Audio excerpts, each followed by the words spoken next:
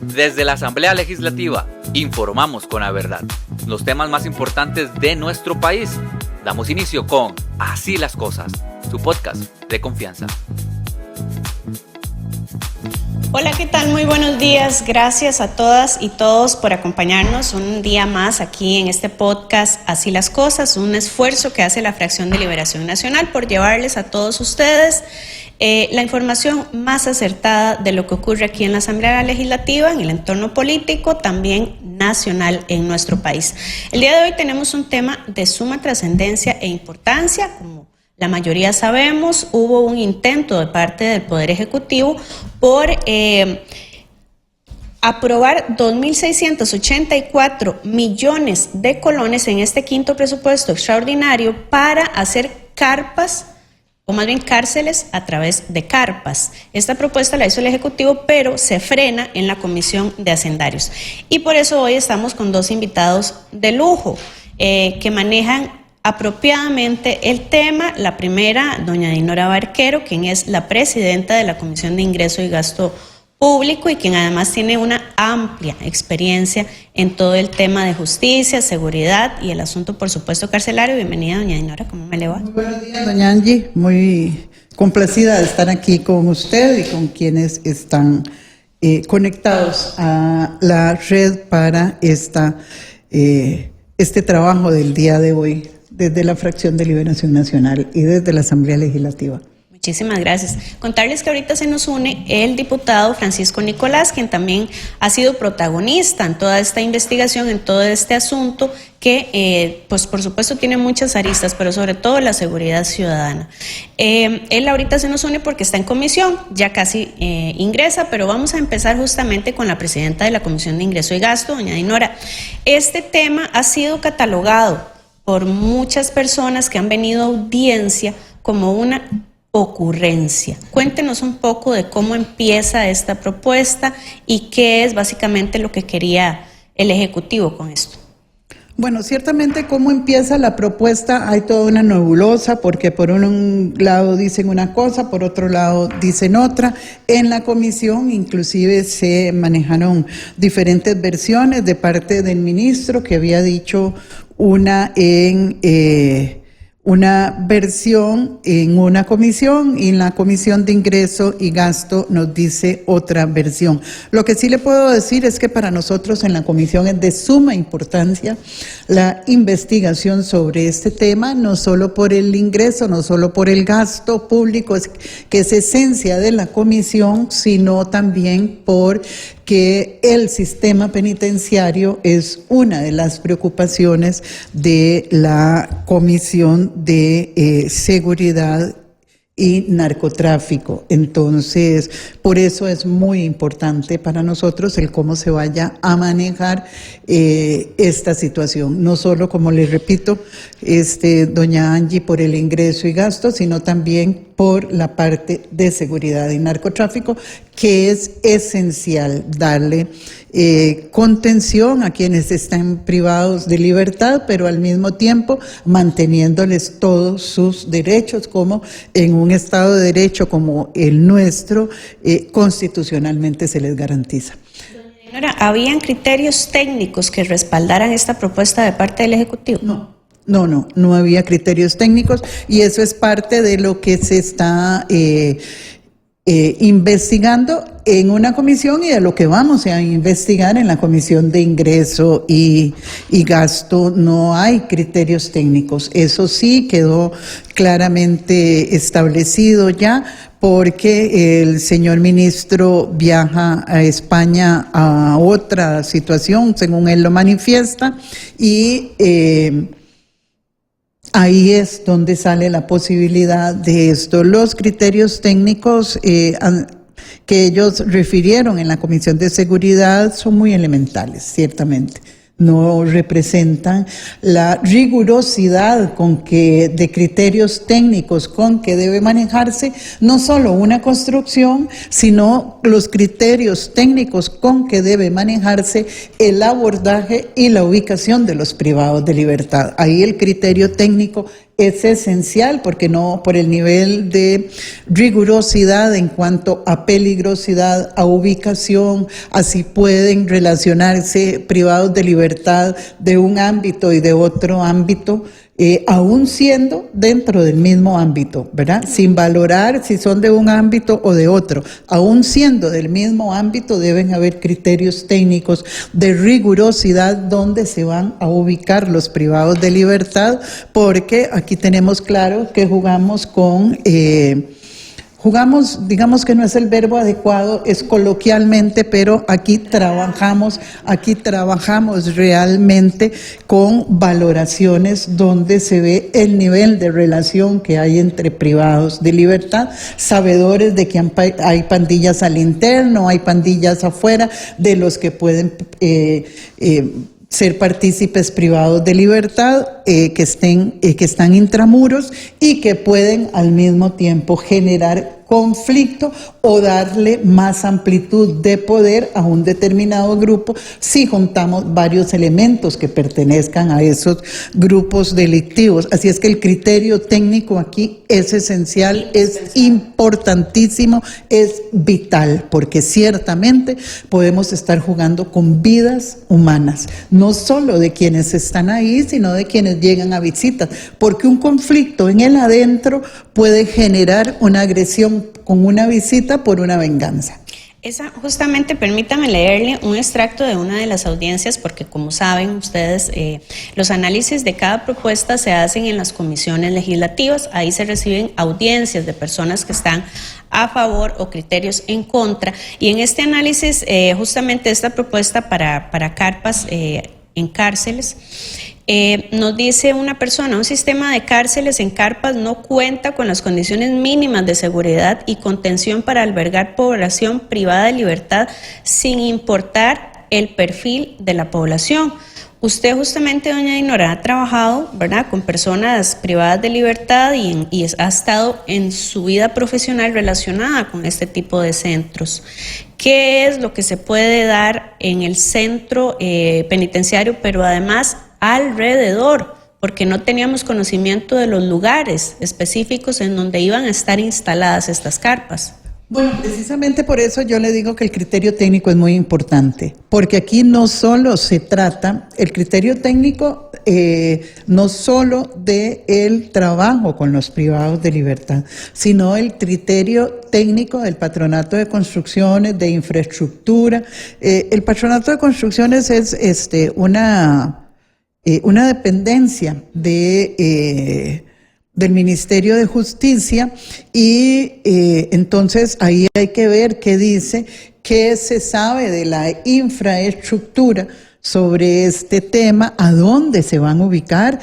Necesitamos tener un estudio claro de cuáles son los espacios donde esto se va a ubicar. Yo, de lo que conozco, la Reforma, digamos, yo no siento que ahí hayan muchos espacios donde se puedan ubicar este tipo de construcciones, que aunque son construcciones muy livianas, aunque son construcciones improvisadas, necesitan servicios sanitarios, necesitan baños, necesitamos saber cómo va a ser el piso, porque esto no es un circo de simplemente instalar una carpa y donde va a haber funciones de tal hora a tal hora. No, ahí vamos a estar hablando de privados de libertad, pero quitemos la connotación de privados de libertad. Ahí van a estar personas, ¿verdad?, que están en tránsito todo el día, entran, salen, a las que necesita por su situación dársele una contención especial. Entonces aquí el criterio técnico hay que valorarlo no solo en el espacio de tierra en el que se van a ubicar, me refiero de tierra, ¿verdad?, para ver con qué eso se va a dejar en zacate, cuánto tiempo va a durar en zacate, cuál va a ser, si no, la especie de piso que se le va a poner, cuáles son los baños que van a utilizar, porque no habría baños, tendrían que ser estos módulos sanitarios, cada cuánto van a estar sacando todo ese desecho humano, que es lógico que se va a generar, quién los va a sacar, a dónde se van a ir a depositar, cuál es la seguridad que se les va a brindar, en caso cuántos oficiales de seguridad se van a establecer ahí. Es una serie de situaciones que son criterios técnicos a valorar, de los cuales no conocemos nada. Además de eso, no conocemos el modelo teórico sobre el que se va a manejar esto, no conocemos la estructura física, no conocemos el recurso humano, que todo esto tiene que obedecer, porque aunque si bien es cierto, los privados de libertad no son personas enfermas, ¿verdad? Sí necesitan un tratamiento, y cuando me refiero a tratamiento, no me refiero a tratamiento médico. Es que es gente que necesita un tratamiento, es gente que necesita un abordaje, es gente que necesita una conducción, un hilo conductor que vaya a llevar ubicadores laborales, si es que van a tener ubicación laboral dentro del sistema, que van a necesitar atención médica, que van a necesitar atención psicológica, que van a necesitar atención educativa. Todo este abordaje tiene que tener un modelo sobre el cual se va a trabajar. ¿A dónde está este modelo? ¿Quiénes son los personas que los van a acompañar, a quienes van a estar ahí, se van a estar estudiando? ¿Cómo va a ser el traslado a las aulas? ¿Se les va a dar la inducción que ellos necesitan ahí mismo? ¿Cómo va a ser la atención médica? Todo esto es algo que no lo conocemos y son criterios técnicos de valoración, de acompañamiento y de tratamiento. Y es que ahora que usted menciona esto, la línea de hechos nos dice no solamente que no hay estudios previos ni un plan de acción, ¿verdad? Que es básicamente lo que usted está diciendo, sino que hay inconsistencias, por ejemplo, en las declaraciones del ministro de Justicia, don Gerald Campos, en donde primero nos comenta en comisión que el uso de carpas es solo una posibilidad, ¿verdad?, que barajaban para combatir la sobrepoblación carcelaria. Después, usted no me deja mentir, cambia esta versión y dicen que lo de las carpas no era tal, sino que se estaba hablando de estructuras livianas, ¿verdad? Se cambió un poco ahí la versión, y también con respecto a la empresa que estaría pues haciéndose cargo de la construcción, el ministro primero dice que surge la idea de una reunión en un viaje, y posteriormente dice que fueron recomendaciones que le hicieron aquí en Costa Rica los mismos ministros y personas del gobierno. Entonces no hay una elocuencia, una concordancia entre las declaraciones que salen del ente, en este caso a cargo. Exactamente, y vea lo curioso, porque aquí se necesita una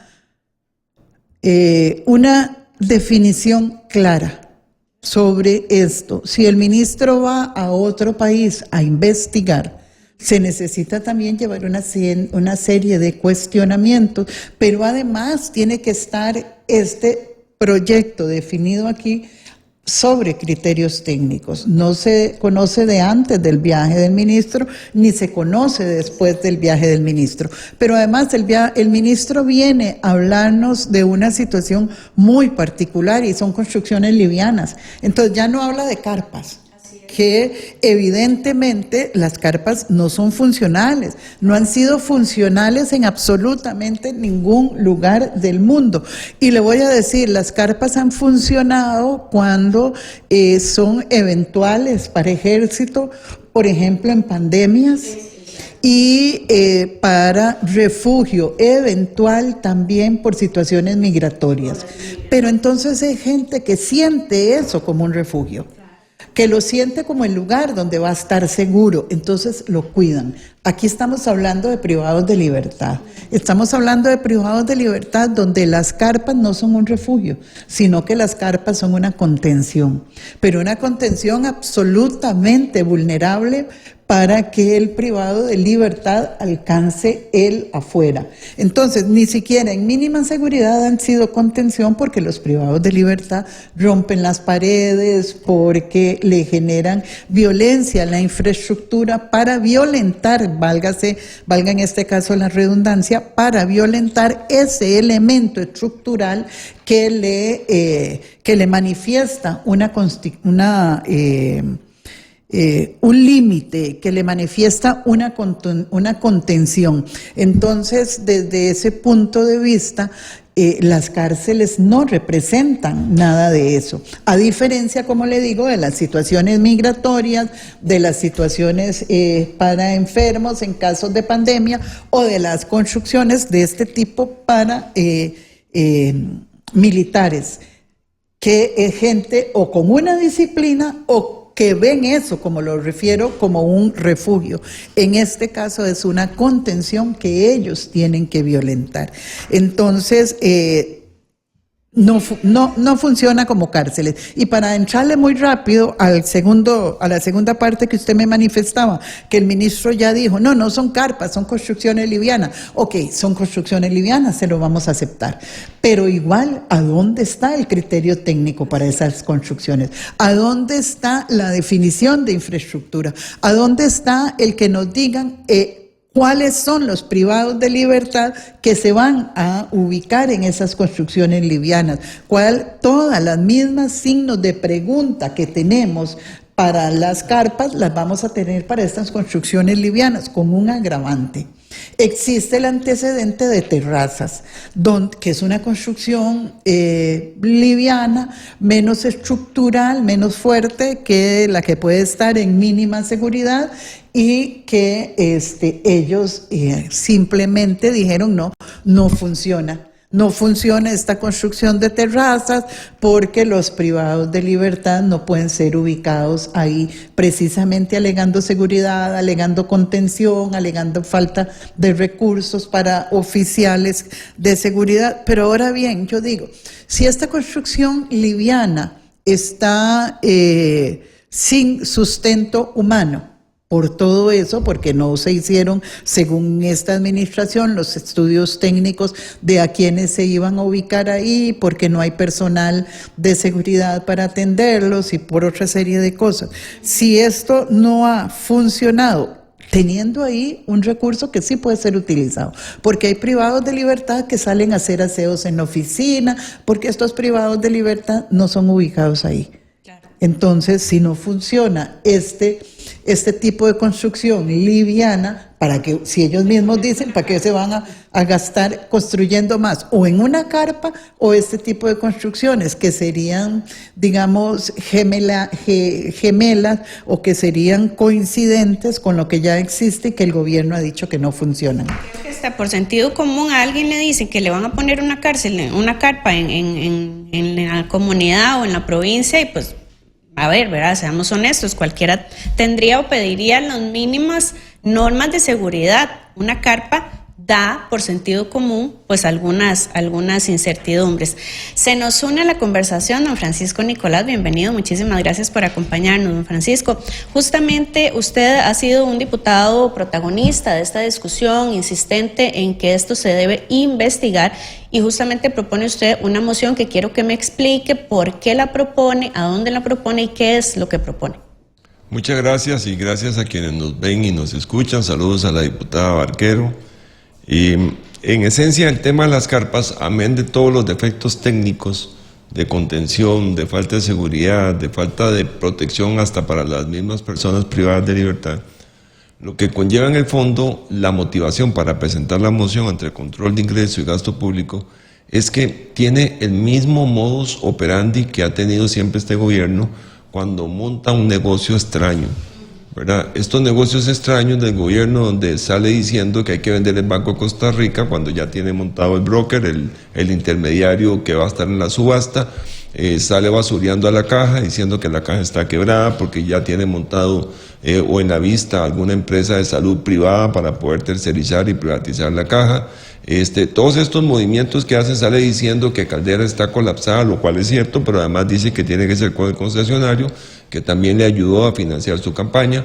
Entonces, Esto nos levanta todas las alertas en el sentido de que aparecen 3 personajes o 3 factores en el tema de las carpas.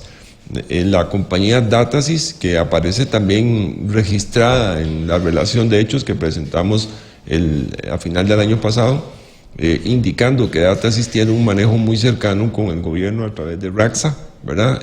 Tema que ya está siendo investigado además por el Ministerio Público y por la misma Contraloría General de la República, motivado por esa relación de hechos que presentamos. Pero en el tema de las carpas aparece también RACSA, aparece también la falta de estudios técnicos, como siempre le sucede cada vez que ven un negocio, en lugar de ver una solución a un problema, y además aparece la interacción de un tercero que ellos van a buscar a España y lo traen de la mano. Uno se pregunta, bueno, ¿qué hace una compañía de tecnología informática como RACSA promoviendo la colocación de carpas? Lo que está haciendo es un negocio sencillo. Negocio que, por cierto, tecnológicamente hablando, en los intentos que se ha hecho de poner carpas en otros países, más bien han cerrado esos centros penitenciarios. En Estados Unidos han cerrado 2 porque han utilizado este tipo de sistemas. El monto, uno dice, no es un monto exorbitante, pero es importante, sí, 2.700, 2.800 millones de colones, que en todo caso, aunque fuera 1 o 2 millones, es importante porque es dinero de los costarricenses, pero es que es el principio. Una vez que peguen este primer negocio, una vez que hayan armado este primer negocio, empiezan a venderlo en todas las demás cárceles. No importa que se deterioren con el tiempo, no importa que sean vulnerables para efectos de que no contenga a la población recluida, y no importa que se vulneren entre los recluidos. A ellos no les importa, lo que les importa es el negocio. Estas son el tipo de cosas que motivan que se presente la moción ante la Comisión de Control de Ingresos y Gasto Público, y a partir de ahí empecemos ya a llamar gentes y personajes y personajitos que van a aparecer en este negociado. Don Francisco, una pregunta que hace la gente recurrentemente en comentarios respecto a este tema. ¿Cuál es la solución, dicen, para el hacinamiento de las cárceles?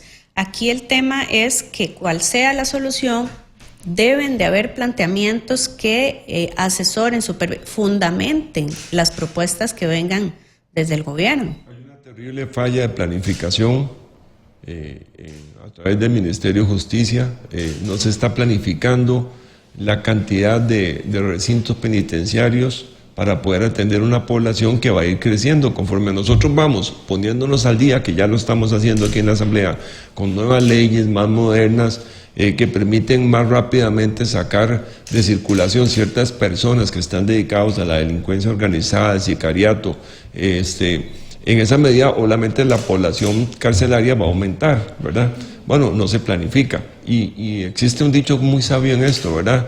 El que falla en la planificación, planifica la falla. Por eso es que está fallando el sistema de contención carcelario del país. Y tiene muchos remedios, hay muchas alternativas, pero no les interesa explorarlas. Lo que tienen la vista puesta es en armar un negocio. Para mí es en armar un negocio. Ustedes dos están en la Comisión de Ingreso y Gasto, doña Dinora es la presidenta. De hecho, ¿cuál es ahora la ruta de esta moción de investigación que propone don Francisco para este tema de las carpas, doña Dinora? Bueno, ese tema de las carpas es muy importante, igual que también tenemos otro tema que es muy importante, que es el de Gandoca Manzanillo. Tenemos Compeservidores, tenemos SAFI, tenemos La Caja, tenemos el caso Diamante, que ya está pues muy adelantado, ya estamos para conocer el informe, y el problema grave aquí ha sido que hay muchos casos y que todos esos casos hay que irlos viendo. Cuando entran las extraordinarias, pues entonces el trabajo de las comisiones se detiene, y cuando ya vienen las ordinarias, entonces hay todo un trabajo de la Asamblea. Yo he insistido en que tenemos que generar un trabajo extra con comisiones extraordinarias, que sesionemos de manera extraordinaria. Así es que lo de carpas es urgente que lo veamos, igual que lo de Manzanillo, porque son situaciones que están muy para resolver en el momento, y además está con una gran palpitación en el corazón de la ciudadanía. los dos temas. Sobre todo, este es un país formado con una conciencia ambiental muy grande, conciencia que nace sin duda de Liberación Nacional, porque recordemos que uno de los defensores del ambiente fue precisamente uno de los fundadores del partido, que fue Daniel Oduber. Y hay una gran conciencia ambiental en este país. Entonces el caso de Gandoca Manzanillo es un caso que está muy en el corazón de los costarricenses. Así es que dependemos, yo creo que Carpas y Gandoca Manzanillo hay que darles un manejo diferenciado. Pero quería referirme a lo que refería, perdón, valga la redundancia, a lo que manifestaba don Francisco, y es la situación referente al hacinamiento o a la sobrepoblación que se va a dar en las cárceles. El hacinamiento y la sobrepoblación en las cárceles no va a parar. La única manera de contener esto es con prevención. Generando trabajo, generando educación, generando familias estables.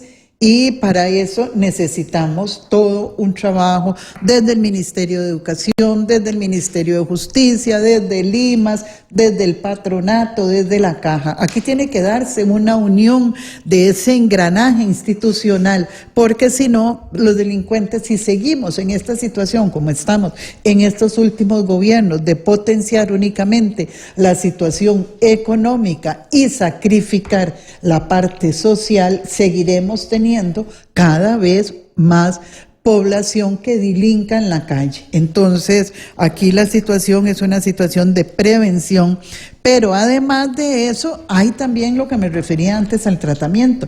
¿Qué está pasando con los centros de confianza?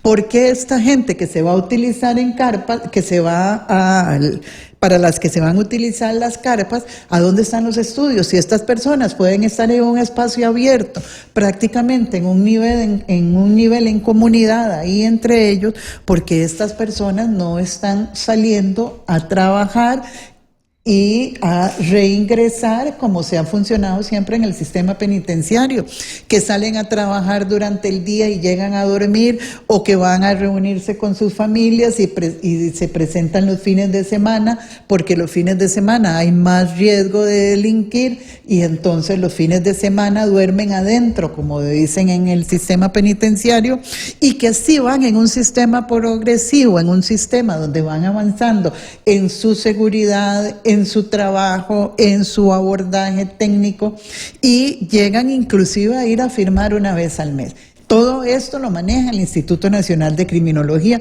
¿Qué está pasando con todo ese engranaje? ¿Por qué estamos hablando solo de intramuros? ¿Por qué no estamos hablando de esa fuerza laboral que representan los privados de libertad y que mientras estén ahí sin hacer nada, estarán delinquiendo por teléfono con las diferentes pandillas y autoridades delincuenciales a las que pertenecen?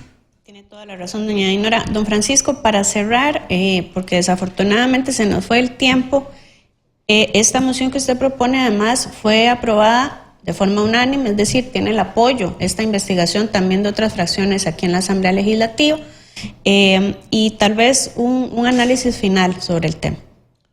Yo creo que, continuando el hilo de la diputada Barquero, ¿por qué no hacen en Ministerio de Justicia, no activan otros protocolos? Los que mencionaba la diputada Barquero, que salgan a trabajar, que regresen por la noche, etcétera, etcétera. No lo hacen porque no les conviene, porque quieren tener el pretexto para tener la causa, para poder pedir la licitación, para poder contratar las carpas y para que alguien se gane muchos millones de colones. Eso es todo.